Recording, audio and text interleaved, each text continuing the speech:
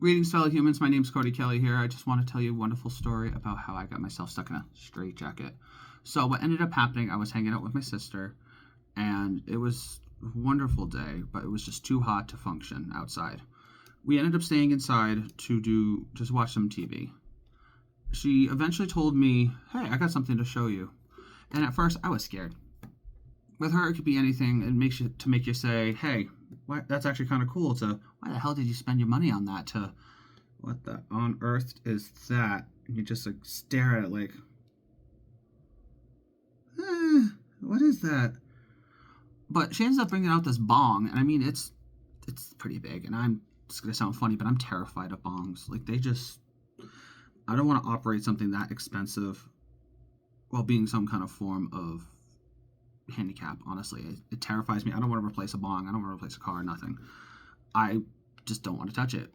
And this is kind of embarrassing, but she actually had to help me take my puffs. So whatever. I just did not want to touch it. And I remember 15, 20 minutes later, I didn't feel anything. I didn't feel anything. And that's so weird because I am such a lightweight that one day my coworker gave me a J for taking a shift, and I didn't know what to do with it. I don't smoke that often. I ended up smoking half of it because I couldn't fall asleep. And then in the middle of the night, my ceiling fan starts talking to me. I named him George. There was one day I took a man home from a date, and I said, "Oh, it's pretty hot in here. Let me turn on George." He looked at me like I had 12 heads. Rightfully so. Without context, that would be a little strange after a date.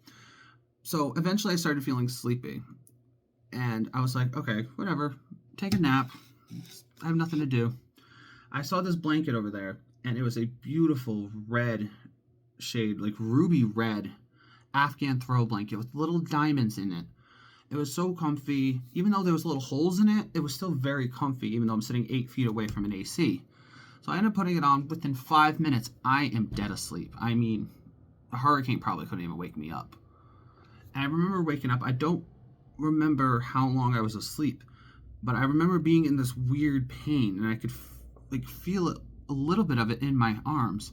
I looked down, and I noticed that my fingers are lattice locked into the Afghan blanket.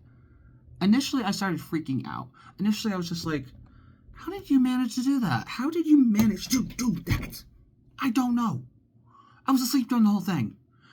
And eventually, after just like pulling out the fingers and everything, and I mean, I was in pain. It took me at least probably a good 10 to 15 minutes of trying to feng shui my damn hands around. And I remember just getting one free. I was like,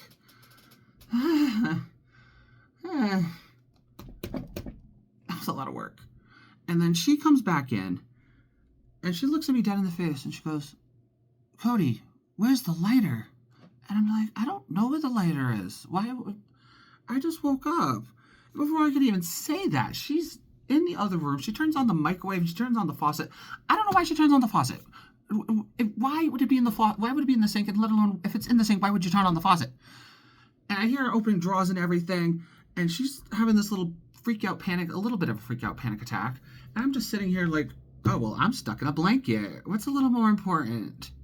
So I ended up laying back and just trying to relax and try to push him out, but my left hand was more intertwined with the blanket than the right for some weird reason.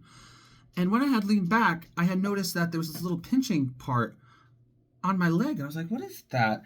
I looked down, and it's actually the lighter she's looking for. How serendipitous. So what ended up happening, I grabbed the lighter, even though my hand is beyond like carpal tunnel feeling. It was so bad, like, I'm not even kidding you. It was like doing some freaky like spirit thing from Dead by Daylight. And I ended up officially getting the lighter started after like at least 6 tries, and I had it, and it just went through every little hole, and it just went like shh. I threw the blanket behind me. I fell behind the couch. I didn't want to look at it. I remember laying back down. I put the lighter on the coffee table, and I just leaned back. And I was like, that is over. I hope that if that ever happens again, I hope it doesn't, but if that ever happens again, I hope someone's here to save me." You know what I mean? Unlike her trying to find a lighter. But so she comes back in, and she, again, "Oh, did you find the lighter?" I was like, "Is that the lighter right there on the coffee table?" And she just looks at me like, Oh. She grabs the lighter and she looks at me. She's like, "Do you want to do a round? Do you want to do another bowl?" And I'm like, "Absolutely not. No."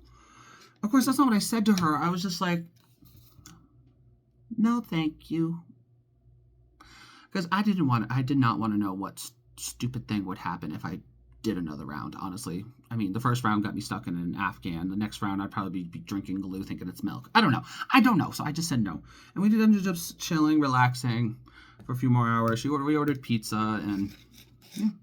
Funniest part is, every time I tell her the story, she doesn't remember it. So obviously, it was some good stuff. But thank you for listening, guys.